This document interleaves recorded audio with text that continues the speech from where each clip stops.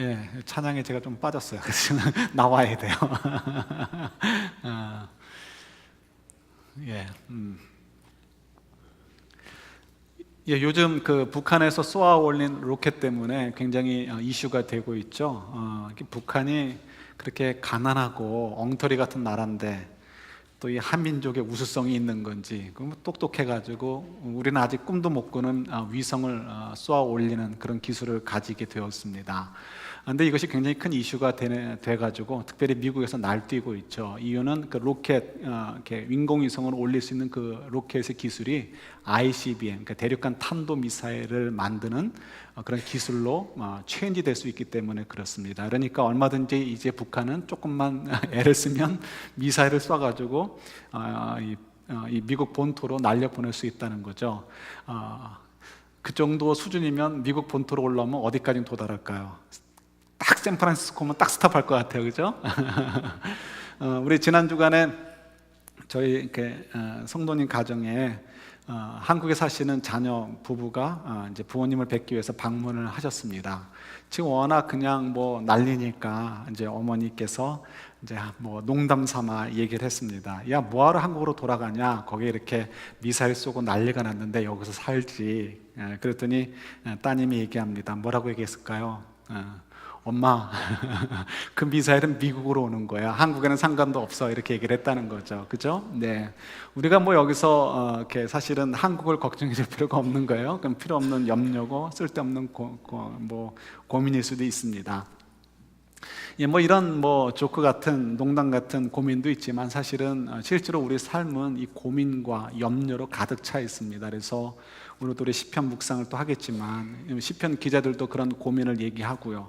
또 우리 삶이 그렇죠. 그래서 우리 지난 주간에도 어느 이렇게 성역 공부 모임에서 어느 성도님이 그런 얘기를 하더라고요. 한동안 염려가 너무 많았다는 거예요. 염려가 너무 많으니까 그때는 정말 하나님이 안 계신 거 아닌가 이런 생각이 들더라는 거죠. 근데 우리가 이런 얘기를 들으면 그런 얘기가 있어? 이렇게 생각하지 않죠. 누구나 다 맞아 이렇게 생각을 합니다. 왜냐하면 우리 모두가 그런 삶을 살기 때문에 그렇습니다. 왜 그런 삶을 살죠? 우리가 죄인이에요. 죄인이기 때문에 내가 원하는 대로 되면 그 세상은 지옥이 돼버립니다. 나는 똑똑하고 나는 의롭고 나는 올바라서 내가 판단하는 대로 되면 다 잘 될 텐데 무슨 소리예요? 아니요, 그렇지 않죠. 우린 죄인이기 때문에 내가 올바른다라고 생각한 것조차도 사실은 우리를 망하게 하는 것들이 너무나 많이 있습니다. 더더욱이 내 자신도 믿지 못할 뿐만 아니라 믿어서는 안 되는 거예요. 나아가서는 우리 환경 자체가 우리가 죄를 짐으로 말미암아 사단의 권세가 들어와 버렸고, 그래서 이 하나님께서 창조해 주신 질서가 무너져 버렸습니다. 그래서 이 세상 자체가 완전히 무너져 있기 때문에 우리를 힘들게 하고 우리를 괴롭게 하는 거죠. 그래서 우리의 삶은 이 땅에 사는 동안은 어쩔 수 없이 이 고민과 염려에서 벗어날 수가 없습니다. 그렇다면 우리 이 고민과 염려 속에 왜 살아야 되는가? 우리가 하나님을 믿는데 왜 우리가 이렇게 살아야 됩니까? 라고 질문을 가질 수 있습니다. 거기에 대한 우리 좀 생각을 우리가 좀 함께 해봤으면 좋겠습니다. 우리가 지난주에도 말씀드렸듯이 사랑이 무엇인가? 오늘 또 발렌타인스데이인데 사랑은 무엇인가? 뭐 진짜 초콜릿 나눠주는 그런 날, 그게 초콜릿이 사랑인가? 그러지 않죠. 사랑이 뭔지 모호하단 말이에요. 그래서 사랑에 대해서 배워가는 것이 필요한데, 우리 마침 또 우리 시편을 묵상하니까 시편을 가지고 우리 묵상해 보기로 했죠. 그래서 우리 오늘 또 마침 시편 79편을 통해서 우리 한번 좀 사랑에 대해서 한번 좀 생각해 보려고 합니다. 하나님의 관심은 어디 계실까? 정말 이건 먼저 결론적으로 얘기한다면 하나님께서 우리를 정말 사랑하셔요. 그래서 하나님의 관심은 우리가 단지 지금 편안하려는 것, 안녕한 것, 단지 안녕하는 것에 아무 일 없는 것에 관심이 있지 않으시고요, 어떻게든지 우리를 깨우시고 어떻게든지 우리가 성장되어져서 우리 한 번밖에 살지 못하는 이 인생을 정말 하나님이 기뻐하시는 인생, 가치 있는 인생, 하나님께서 저희들이 이 땅에 파송했을 때 기대하셨던 그런 인생을 살도록 하기를 원하신다는 거죠. 그래서 하나님께서는 그러기 위해서 우리를 너무 사랑하셔서 다른 것 아니에요. 그렇게 살기 위해서는 우리가 하나님에 대한 확신, 하나님이 정말 나를 사랑하셔, 하나님 정말 의로우신 분이야, 하나님 정말 나와 함께하고 계셔, 하나님 정말 나를 인도하고 계셔라는 그런 확신, 하나님의 사랑에 대한 확신을 갖기를 원하셔요. 그죠? 그래서 이것이 우리가 이런 정말 하나님의 마음을 이해하고 저희들이 우리 삶의 현장들을 돌아봤으면 좋겠고, 우리 어떤 말씀을 좀 돌아봤으면 좋겠습니다. 여러분, 저희들이 묵상하는 오늘 79편 말씀 바로 뒷장에 보면 시편 80편이죠. 시편 80편이 기록되어 있습니다. 시편 80편과 시편 79편은 그냥 연대기적으로 보면요, 그냥 짧게 잡아서 한 150년 정도의 시차가 있습니다. 시편 80편은 이제 북이스라엘 사람들이 드렸던 기도를 적어놓은 거예요. 그러니까 기도문, 일종의 기도처럼 이렇게 만들어 놓은 시인 거죠. 그래서 공동체가 함께 드리는 기도 문과 같은 것이 시편 80편입니다. 그래서 굳이 어려운 얘기로 한다면 공동체 탄식시다 이렇게 얘기를 합니다. 그래서 탄식하는 거예요. 하나님, 왜 우리 사는 것이 요망요꼴입니까? 이렇게 이제 탄식하는 거. 그러나 그 탄식 속에서 하나님, 우리를 도와주세요, 우리를 구원해 주세요라고 하는 이야기가 고백되어지는 것이 이제 공동체 탄식시입니다. 그래서 시편 80편은 시편 79편에 비해서 조금 앞선 시대의 것이고 북이스라엘 사람들이 드렸던 탄식시예요. 근데 이 내용은 뻔한 거죠. 아시리아가 막 쳐들어와가지고 너무 힘들어요. 나라가 멸망하기 직전이에요. 망하기 직전인데 그때 이제 북이스라엘 사람들이 함께 모여서 기도하면서 하나님, 우리를 좀 살려주십시오, 우리를 구원해 주십시오라고 했던 이 시가 바로 시편 80편입니다.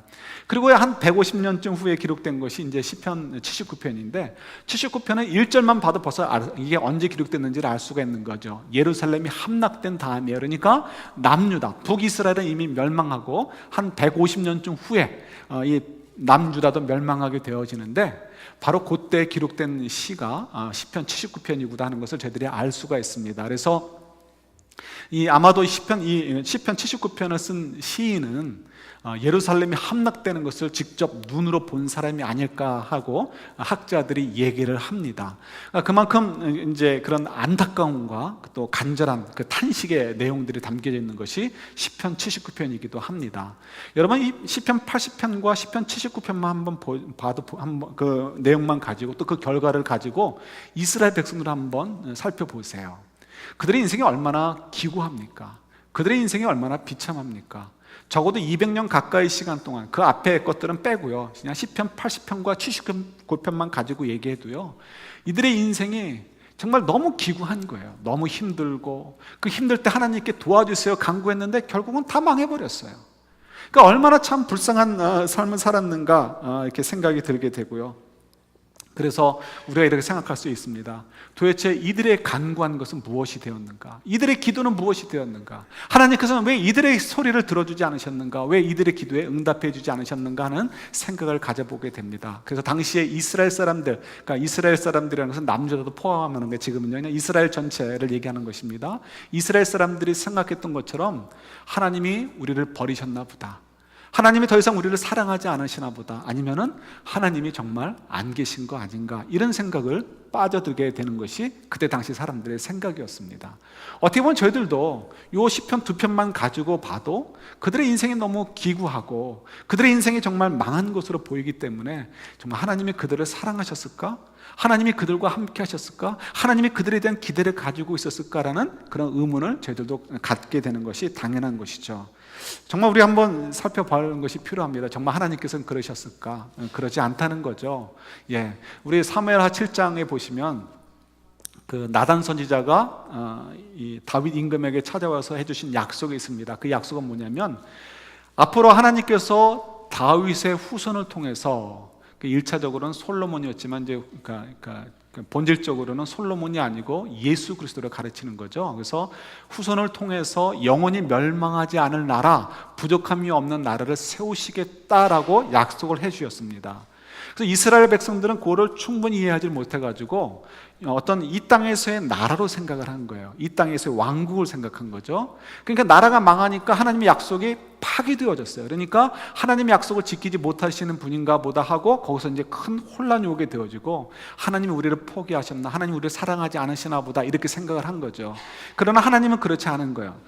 그들의 죄 때문에 북이스라엘과 남유다라는 왕국을 무너뜨리셨지만 하나님의 백성들을 향하신 하나님의 사랑은 변함이 없으신 거예요. 환경은 그렇다 하더라도 하나님의 관심과 하나님의 사랑은 조금 더 변함이 없으신 거죠. 그래서 하나님께서는 사무엘하 7장에 기록되는 약속, 영원한 나라를 세우시겠다는 약속을 어떻게 해요? 포기하지 않으시고 파기하지 않으셨어요. 그 약속을 이루시기 위해서 어때요? 그때에도 꾸준하게 진행하고 계셨다는 것을 우리가 성경을 통해서 알고 있죠. 예수님께서 오시는 날을 위해서 열심히 그의 하나님의 신실한 백성들이 길을 닦고 있었고 연결하고 있었고, 그리고 정말 하나님께서는 예수님을 통해서 영원히 멸망하지 않을 킹덤 오브 갓, 하나님 나라를 이 땅에 세우시게 된 거죠. 그래서 이 땅 속에 보이지 않는 하나님 나라가 이미 존재하고 있고, 여러분들과 제가 하나님 나라를 이루고 있고요. 그리고 이제 예수님이 재림 때 그 완전하신 나라가 이 온 세상을 뒤엎어 버리게 될 그날의 순간들이 오게 되는 거죠.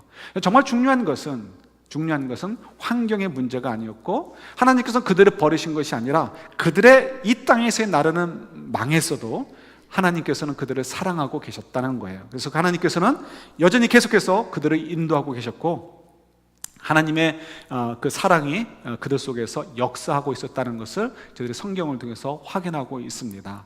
하나님의 관심은 뭐였을까요? 이것이 참 문제가 되는 것 같아요. 우리들의 관심은 든든한 성이 있고 잘난 임금이 있고 좋은 시스템이 있고, 그래서 굶지 않고 배부르게 먹고 등 따시고 별일이 없는 그런 나라처에 사는 것이 우리들의 관점이고 우리들의 소원입니다. 심지어는 우리가 신앙생활을 하면서도 신앙의 골을 그곳으로 삼는 거죠. 그러나 주님의 관심은 거기에 있지 않은 거죠. 이 땅에서 든든한 성과 잘난 임금과 또 그래서 든든한 군사력으로 우리를 잘 지켜주고 배부르고 등 따신 것, 이것에는 하나님 관심이 있으시지 않으신 거예요. 하나님의 관심은 어떻게 하면 이 땅 속에서 하나님의 나라가 확장되어지고 사단의 권세가 무너지게 해주고 수많은 영혼들이 하나님께로 오게 할 것인가에 관심이 있으신 거죠. 그래서 하나님께서 하나님 백성들, 저희들 향한 관심도 배부르고 등 따신 데 있지 않고요, 저희들이 하나님의 사랑을 확신을 가지고 그 속에서 우리 인생을 돌아보고 인생을 잘 살도록 하시는데 하나님의 관심이 있으신 거예요. 우리가 하나님을 알지 못하면 하나님의 기대에 부합할 이유가 없습니다. 그런 가슴이 뜨겁지가 않습니다.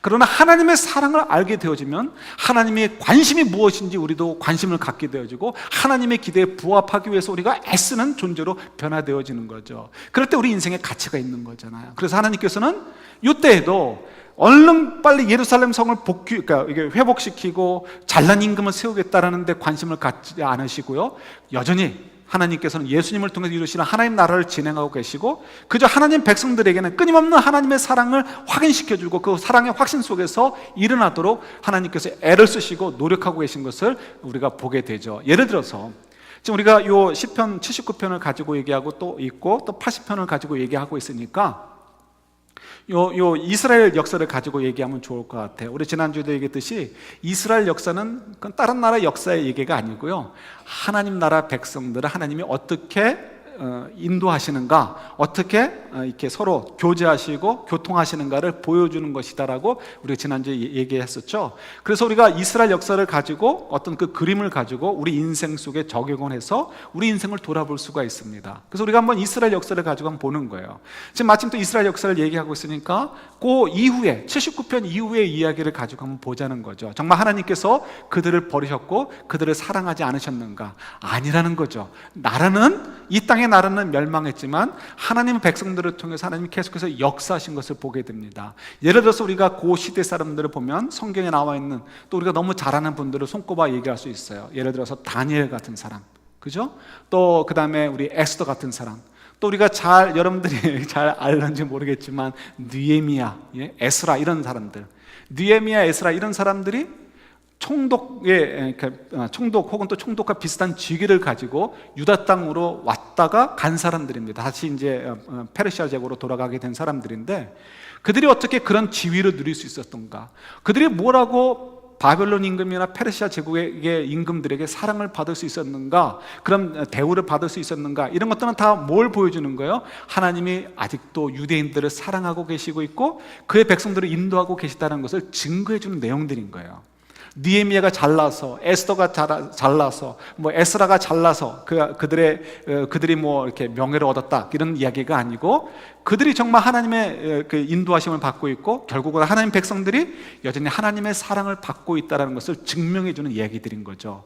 조금 더 이제 얘기를 해보면요, 만약 이때 당시 사람들이 여전히 예루살렘 안에 살고 있다면 그들의 믿음의 도전은 별 볼 일 없었을 것입니다. 예를 들어서 그분들이 생각할 때는 나라가 망하지 않았어요. 그렇다면 그들이 할 수 있는 것은 대부분 뭐라고 얘기할까요? 안식일 날 가서 하나님께 제사 드리면 된다라고 생각했을 것입니다.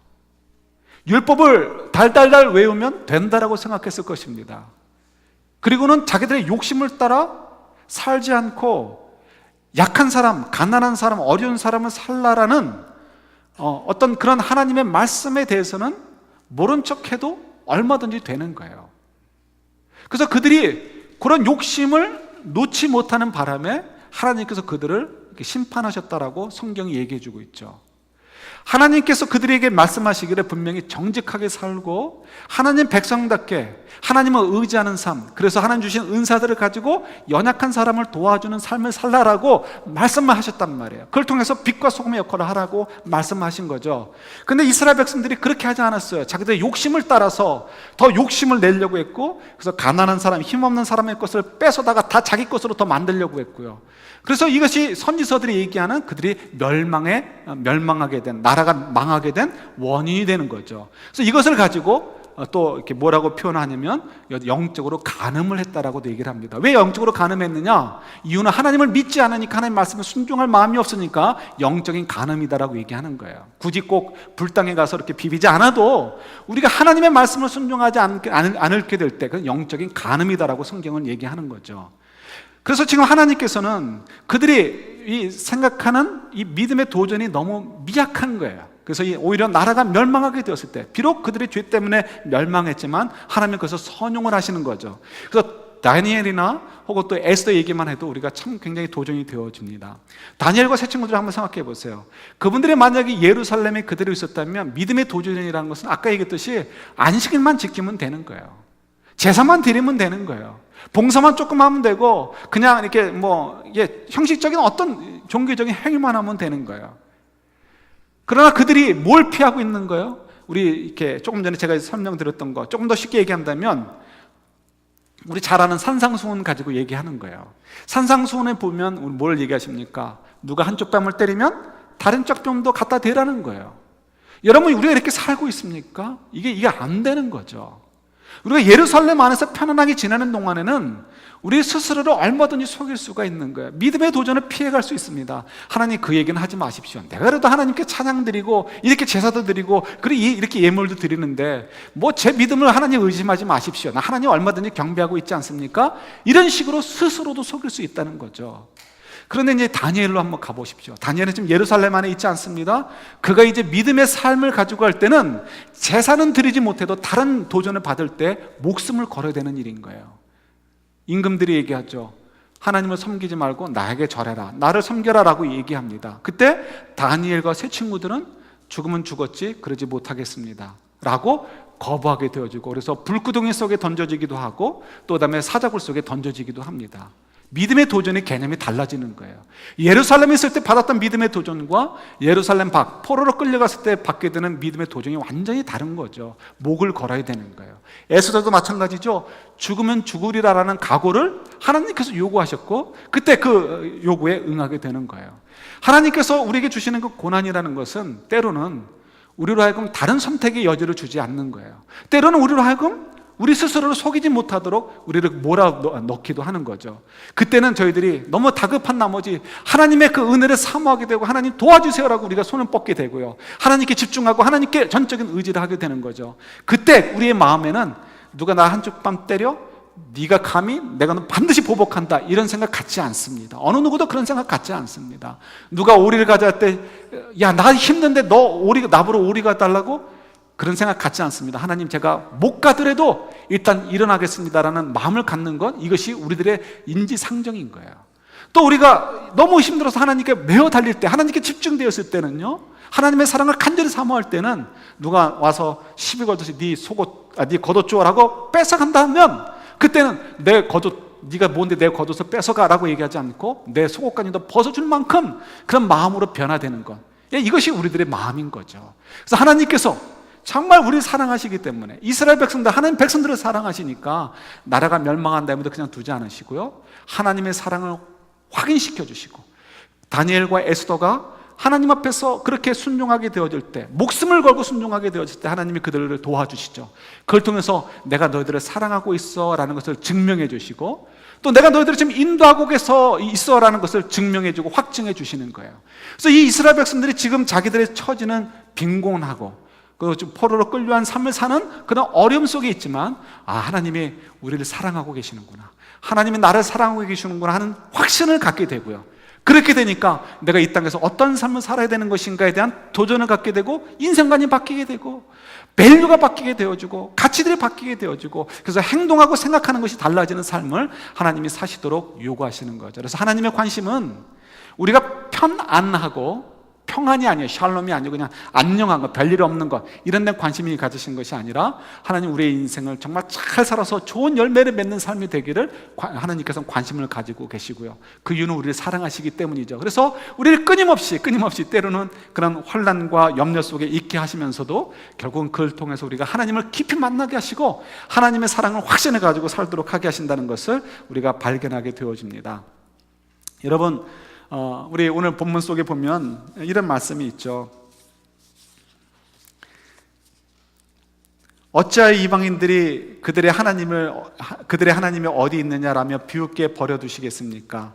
주의 종들이 흘린 피를 주님께서 갚아주신다는 것을 우리가 보는 앞에서 이방인들에게 알려주십시오. 이런 이제 간청을 하는 거죠. 또 그 다음에 11절에 보시면, 갇힌 사람들의 신음소리를 주께서 들어주십시오.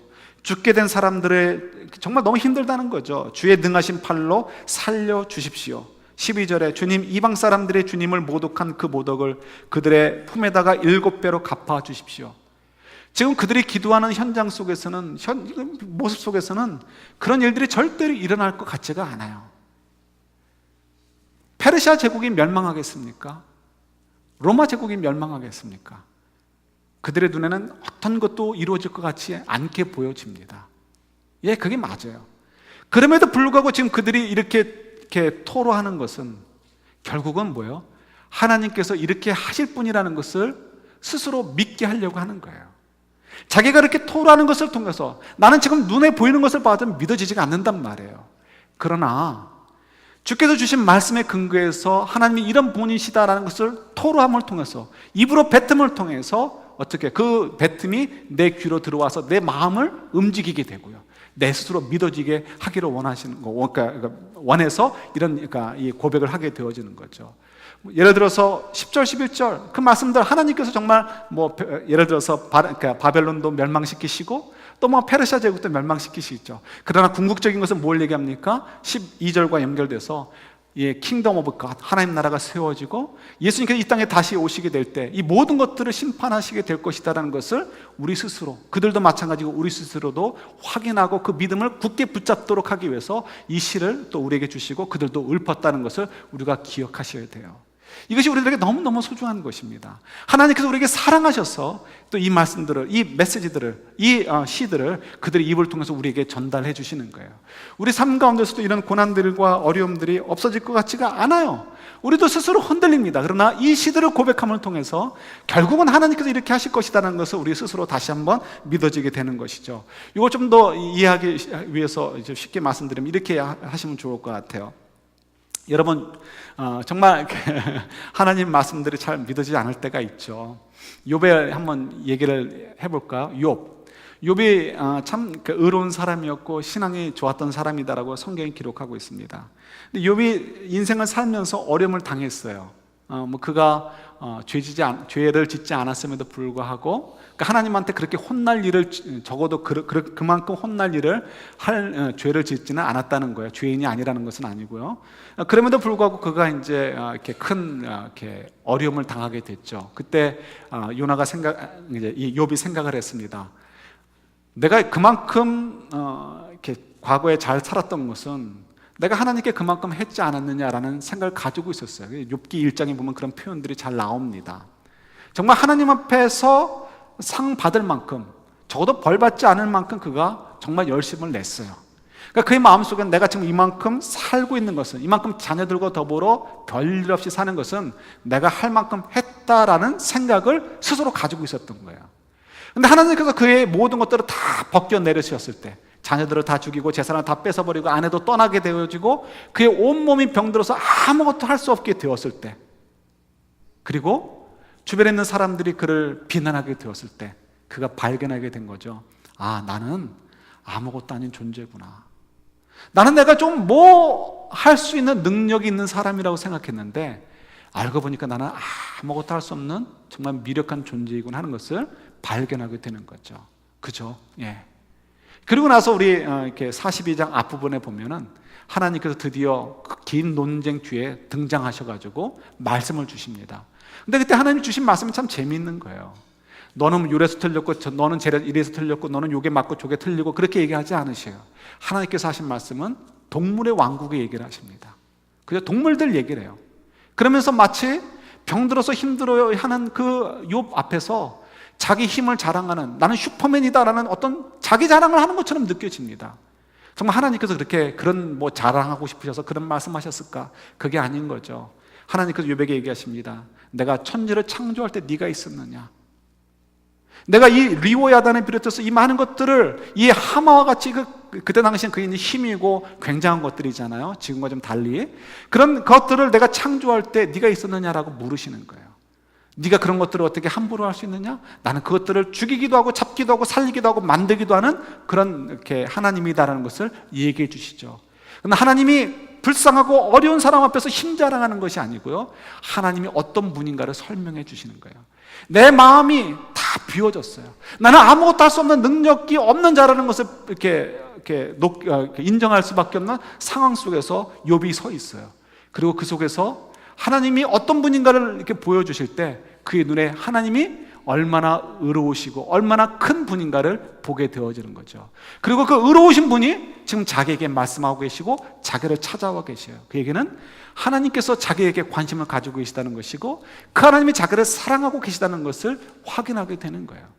자기의 모든 것들을 다 내려놓는 순간, 그 고난과 염려 때문에 내 모든 것들이 벗겨진 다음에 하나님께서 그 순간에 나타나셔서 하나님의 그 크신 것을 보여주시게 되니까, 그 사랑을 보여주게 되니까 욥이 그 열린 마음으로, 온전히 열린 마음으로 그 하나님을 온전하게 다 받아들이게 되는 거죠. 그때 욥이 더 이상 하나님 앞에 불평이나 뭐 원망하지 않고요, 그 순간 그가 온 마음으로 온 정성으로 무릎을 꿇고 하나님께 항복을 합니다. 단순한 굴복이 아니고 하나님을 그대로 받아들이는 거예요. 하나님 당신이 옳으십니다. 하나님 당신이 정말 의로우시고 하나님 정말 당신이 나를 사랑하고 계십니다. 그리고 하나님을 경배하는 것으로 변화되는 것을 우리가 보게 됩니다. 그때까지 욥에게는 변화된 것이 하나도 없었습니다. 그의 병도 여전히 있었고요, 그의 앞에는 그를 비난하는 사람들로 가득했습니다. 그가 가진 것은 아무것도 없었습니다. 환경은 하나도 변화된 것이 없었어요. 그러나 그가 하나님이 어떤 분이시고 그 하나님이 나를 만나주시고 나를 찾아와 주고 계시고 나에게 관심을 가져 계시고 그 하나님 나를 사랑해 주신다는 그 확신이 세게 되니까 환경은 하나도 변화되지 않았어도 하나님을 향하여 온 마음으로 받아들이고 하나님을 경배할 수 있었던 것을 우리가 보게 되는 거죠. 이게 바로 하나님의 관심이고 하나님이 우리에게 베풀어 주시려는 은혜인 거예요. 여러분, 우리 속에 많은 염려와 근심이 있어요. 염려와 근심이 단순히 없어지는 것이 하나님의 관심이 아니에요. 오히려 그걸 통해서 더 귀한 것, 하나님의 그 온전한 사랑을 깨달아서, 그래서 정말 우리의 고백이 달라지게 하는 거죠. 내 인생의 주인은 하나님이십니다라고 전적으로 고백하게 되어지는 거예요. 나를 위한 삶이 아니고 하나님을 위한 삶으로 바뀌게 되어지는 거예요. 내 마음대로 시간을 쓰고 내 마음대로 물질을 쓰고 내 마음대로 건강을 쓰는 것이 아니에요. 어떻게 하면 하나님이 나에게 원하시는 것이 무엇일까를 생각해서 나에게 주어진 은사, 시간과 인생과 물질과 건강, 또 은사들, 이런 것들을 어떻게 해서 하나님 앞에서 기쁘시게 사용할까라는 것으로 인생이 바뀌어지게 되어지는 거죠. 공부를 하더라도 더 열심히 할 수밖에 없어요.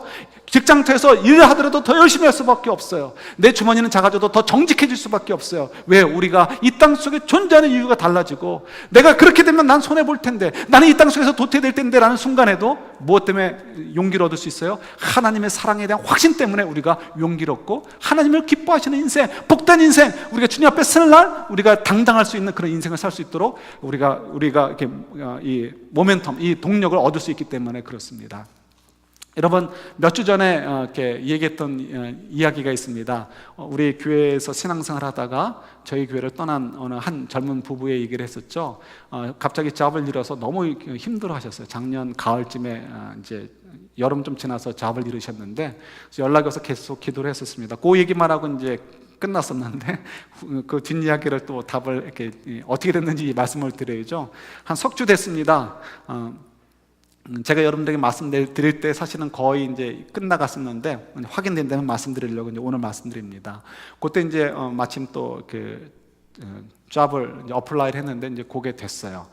그래가지고 이렇게 그분이 이제 굉장히 정말 낙담되는 상황, 모든 것들이 다 막혀있는 상황 속에서 한국으로 돌아가야 되는 어떤 그런 정말 그런 위기 속에 있었는데, 정말 하나님께서 이렇게 이제 또 잡을 연결해 주셨습니다. 이럴 때 단골처럼 붙는 말이 있죠. 무슨 말이 있어요? 전에보다 더 좋았더라. 그죠? 예, 그래서 더 좋은 곳에, 정말 실제로 더 좋은 데 가에 좋은 직장을 얻어서 좋은 샐러리, 또 함께 일하는 분들이 좋은 분들을 만나가지고, 예, 일을 참 재미있게 한다는 이제 얘기를 듣습니다. 더 좋아진 거예요. 근데 여러분이 더 좋아졌다는 것을 우리가 정말 진지하게 그것이 무엇인가를 생각을 하셔야 돼요. 샐러리가 올라가면 더 좋아진 것입니까? 아니면 함께 일하는 분들이 좋은 분들이었습니까? 더 마음이 맞는 분들이면 더 좋아진 것입니까? 그렇지 않으면 나빠진 건가요? 그렇지 않으면 또 하나님이 우리를 사랑하지 않으시고 우리에게 관심을 멀리 두신 거거나, 아니면 내가 기도를 덜해서 그런가? 그런 게 아니라고 우리가 누누이 말씀드렸죠. 예.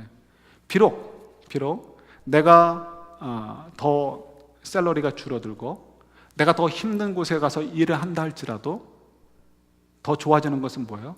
그 어려운 과정을 통해서 이 부부가 확인하는 것, 하나님이 우리와 함께 하시는구나, 하나님이 우리를 도우시는구나, 하나님이 우리 가정을 버리지 않으셨구나 하는 그런 확인들.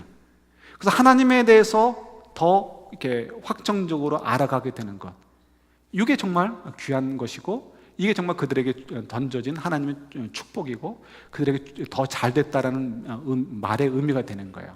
제가 적어드린 거 보시면 욥의 이야기라는 것을 옆에 성경 욥기 42장 5절 말씀을 적어드렸습니다. 같이 한번 읽어볼까요? 욥기 42장 5절입니다. 같이 읽습니다. 내가 주께 대하여 귀로 듣기만 하였사오나 이제는 눈으로 주를 배움나이다. 아멘. 예, 욥이 그렇게 얘기하는 거죠. 이제 하나님을 만나고 나서 이제 하나님께 고백하는 거예요. 하나님, 제가 그전에는 좀 교만했어요. 이렇게 얘기하는 거예요. 내가 하나님을 귀로만 들었는데 이제는 정말 하나님을 눈으로 보는 것처럼 내가 정말 너무 좋습니다. 예. 아마도 그 가정도 그 전까지는 뭐 일정한 수준에서요. 이만큼 수준은 아니라 할지라도 이만큼 수준에서라도 일정한 수준 속에서 그동안 하나님을 귀로 들은 거죠. 어느 만큼은. 그런데 이번 그분들이 몇 달 정말 아주 괴로워하면서 몇 달은 이렇게 레이오프 된 사람들이 받는 정부의 보조금으로 살고, 또 몇 달 어떻게 버티다가 한국으로 들어가야 되는 그런 순간 속에서, 그런 과정, 그런 정말 힘든 과정을 통해서 하나님께 기도하고 매어 달림을 통해서 뭘 하는 거예요? 그동안은 하나님을 귀로 들었는데 어느 정도 또 다른 차원의 만큼 이제 하나님은 우리가 눈으로 봅니다라고 고백하는 것으로 변화되었다는 거예요. 여러분, 이것이 좋게 된 거예요.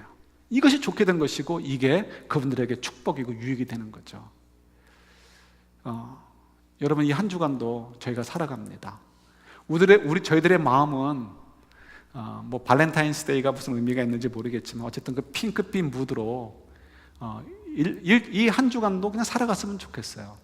오늘 일부 예배 때 우리 한 성도님 가정의 자녀가 이제 한국에 나가 사는 분이 이렇게 피앙세를 데리고 왔어요.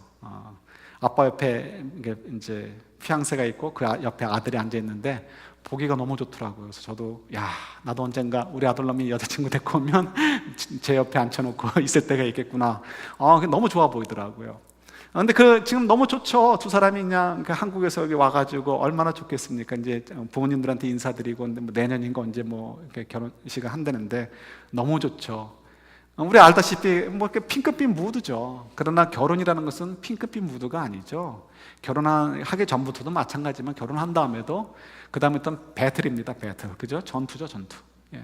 근데 그 전투는 왜 전투를 합니까? 우리가 정말 더 행복을 위해서 나가기 위한 전투인 거예요. 사단은 우리를 자꾸 꼬십니다.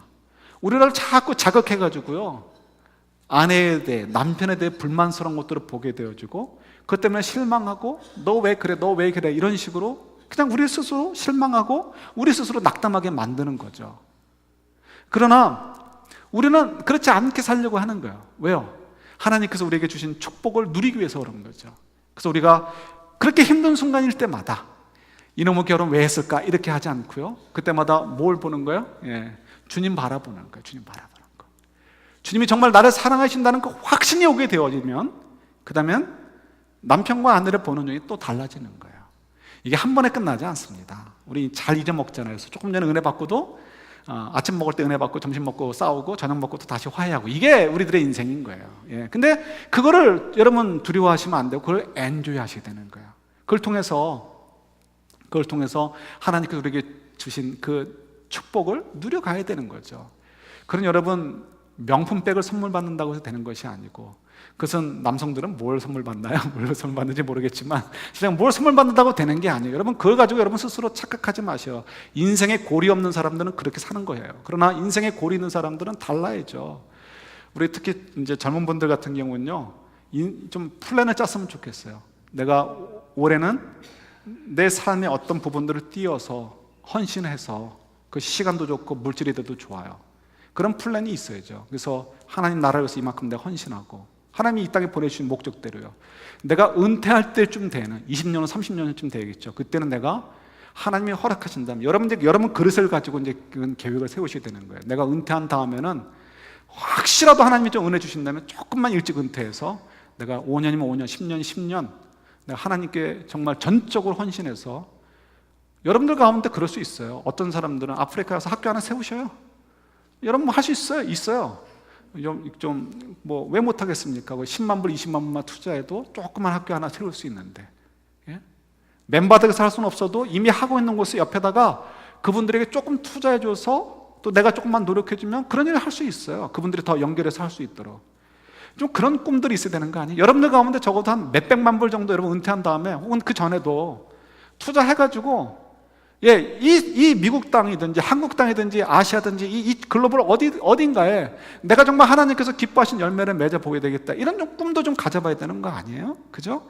여러분들이 좀 이렇게 이 시간들을 좀 잘 활용하셔서 내가 가진 은사를 좀 더 개발해가지고 어떻게든지 내가 정말 은퇴하기 전에 이런 것들 준비해서, 은퇴하기 전에도 그렇고 은퇴한 후에도 이 사회 속에 어떻게든 좀 더 좋은 영향을 끼쳐주고 가야지, 이런 꿈을 가지고 올해 목표는 이거야, 10년 후의 목표는 이거야, 20년 후의 목표는 이거야 라고 좀 그런 얘기할 거리가 있어야 되고요. 그래서 여러분들이 모이면 좀 그런 얘기 했으면 좋겠어요.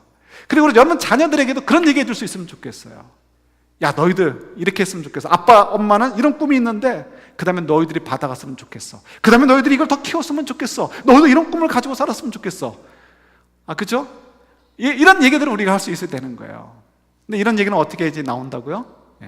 하나님의 사랑에 대한 확신이 있을 때 이런 얘기가 나오는 거예요. 하나님의 사랑에 대한 확신이 없으면 급해요. 무엇을 먹을까, 무엇을 입을까 가지고 염려해야 돼요. 별 수 없습니다. 그러나 하나님의 사랑에 대한 확신이 있으면 내가 조금 고생할 때가 있어요. 그래도 염려하지 않아요. 배짱이 생기는 거죠.